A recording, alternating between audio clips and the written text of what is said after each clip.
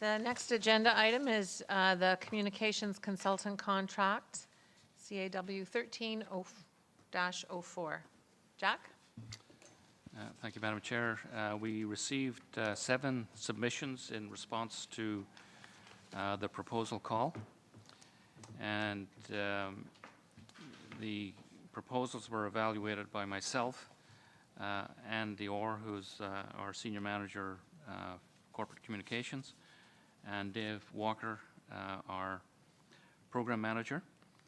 And we reviewed the proposals separately, we reviewed them individually, and then got together as a group to compare our evaluations of the proposals.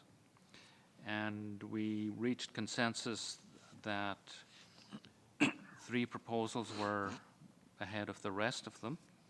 Acumen Communications, Zinc Public Relations, and J. Stumple and Associates. And we, as part of the 2-envelope process, having evaluated the technical merits of the proposals, we then opened the financial proposal, and the way the proposal was structured, we asked for a lump sum fee submission to prepare a strategic plan, communications plan for the program, and then to provide us with hourly rates that would be used as a basis for ongoing specific assignments as the program continues. When we opened the envelopes, we removed one of them from further consideration because in the opinion of the committee, the budget proposed was unrealistically low. We were pretty clear that the work could not be done for the fee proposal, and so we focused on the remaining 2, and Acumen Communications scored the highest. And so we did have an interview with Acumen Communications, and the chair of the commission sat in on the interview, was present for the interview. And following that, we were unanimous that Acumen Communications would be recommended as the preferred communications consultant. And if you saw the Times columns this morning, they had quite a bit of background information on some of the projects they've worked on, high-profile, controversial projects in the community, so they certainly have that experience to be able to do that.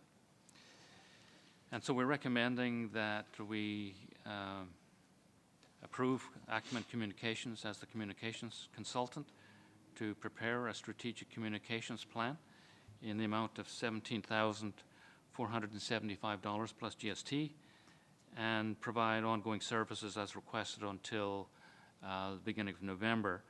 And the reason for that is when the new program director is on board, he or she can evaluate the ongoing services with Acumen at that point.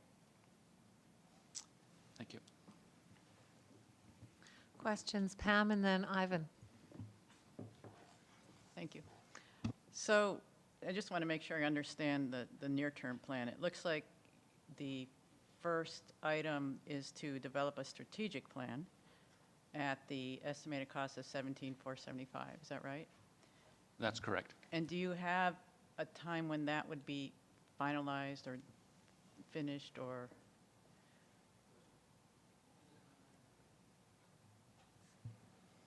The final plan will be available within 6 to 8 weeks from approval and notice to proceed. Can you repeat that? So it's a 6 to 8 week time frame to prepare the strategic plan from the notice to proceed. Okay. And then you're estimating a $50,000 expenditure between now and November of this year for a number of other activities, correct? We put an allowance in there based on our overall budget, where whether we spend, what we spend will obviously depend on the additional assignments that we give to them between now and November.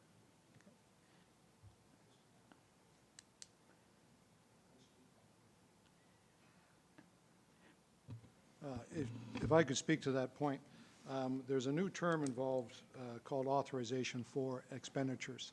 Now, that's woven into the PIP, Project Implementation Plan, and Project Management Plan, which will be coming to the Commission in the near future. The concept of the authorization for expenditure goes back to the concept of whoever approves the original commitment has to approve any changes to that commitment. So as the Commission is approving the initial contract award, if there's any subsequent work, we would have to bring it back to the Commission for subsequent approval. So the authorization for expenditure is an approval for the base contract amount plus the provisions for variation. And that provisions for variation will enable staff to proceed with additional work on an as-required basis expeditiously to ensure that we don't, and we have to work within that authorization for expenditure. If for any reason we are going to exceed that amount, we will come back to the Commission and ask for an adjustment to the authorization for expenditure. So this is a provisional sum which will, if we need to, if any additional services are required between now and November. Just to get to the motivation for my questions, is I think you can easily spend $50,000 in the near term, and because there's a lot of work to do on this front, and I don't think we should be limiting to $50,000 if there's more than enough work between now and November, which is, you know, quite a bit of time from now. So I think it's prudent to really keep this at the forefront of the thought process. Yeah, the thinking was with the strategic plan that may well will define additional specific tasks, and then we'll get budgets for that specific work, and if necessary, as I say, as Dave said, we'll bring it back to Commission for approval. Thank you. Ivan. Madam Chair, may I suggest that in the future, when staff put together a report, after they go through the evaluation of all the proponents, it will be very helpful for the commissioner members to see a copy of that proposal as an attachment to the report. It helps us to understand the scope of work, the strategic aspect of that task, and the ongoing aspect of it. Because I think we should, and I share with Pam's perspective, is we should look at this more on a strategic, holistic base. A small number doesn't really give us a good perspective of it, and I'm happy to hear some of the commentary that you make there, but I think it would be very beneficial for us to receive the proposal as well. Yeah, we can do that. And you could circulate that to the members following this meeting. Thank you, Jack. Madam Chair. I support the comments of my colleagues, but I would also indicate that I'm familiar with the AFE process as Mr. Walker has outlined, and I'm confident that if this is awarded, and once the strategic plan is done, recommendations will come back, and then we will have the opportunity as the originators or the approvers of the AFE to then make appropriate adjustments going forward. It's a good process. Thank you. Hugh? Madam Chair, I just following on Ivan's comments, I'd like to hear in your own words, what were the key distinguishing features that really, said to you that these are the right people to do this job for us as compared to the others? Comment on that, Dave? You've got the specific sheets in front of you.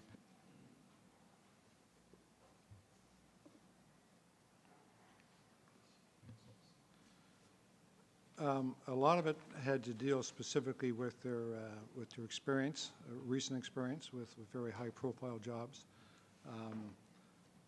their relationship or their experience with media relationships. They wove in the CRD's triple bottom line approach to their methodology. So their general approach to the project, their methodology to the project, basically hit all the buttons and hit all the issues that were requested in the RFP documents. The other factor between the two that we opened the financial envelope, probably either of them could have done the job adequately. The second fee proposal was about, I think it was about $10,000 higher than what Acumen had proposed. So that was, at the end of the day, that was a deciding factor. Madam Chair, just by a couple of comments here. You know, like my colleagues, I'm really looking forward to seeing, you know, the strategic plan. I think that strategic communications in this is it would be absolutely critical to not only the project, but actually I think moving the whole program into the community. And I would really encourage the strategic plan to look at being proactive in every sense of the word. And you know, in my experience, we talked about communications and education, and I found that you know, involving there's excellent opportunities to involve schools and other educational opportunities in making the public, making youth aware of the program, the issues, and involving those people in the process as it goes forward. So I'm really looking forward to seeing the you know, a comprehensive, proactive, strategic you know, communications and education program. Thank you.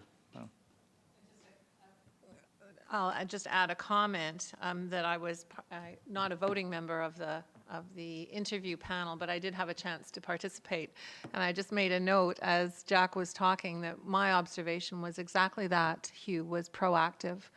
So the things that struck me as very helpful in their presentation was clearly kind of a strategic view on these issues, not just, you know, preparation of press releases, but thinking about how we explain what we're all about, what we're trying to accomplish, what our goals are, how we're working as much as we can, openly sharing information, and secondly, being very proactive, as opposed to reactive, obviously, but kind of thinking about how we can get our message out and tell people what we're doing. And my sense was they really understood that this is a large project in the Victoria context for certain, and that people are interested in this, and that, you know, we have both an obligation and an opportunity to share our thought process as well as the information. So, and I would say as well, they kind of challenged our thinking in some of the, you know, some of the ways that we might be doing business, you know, about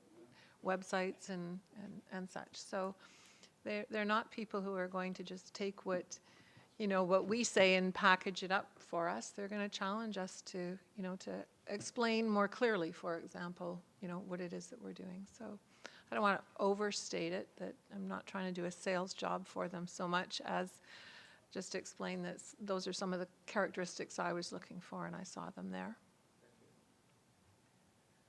Are there any other comments or questions? May I have a motion then to approve this contract? Hugh, a seconder? Thank you. All in favor? Any opposed?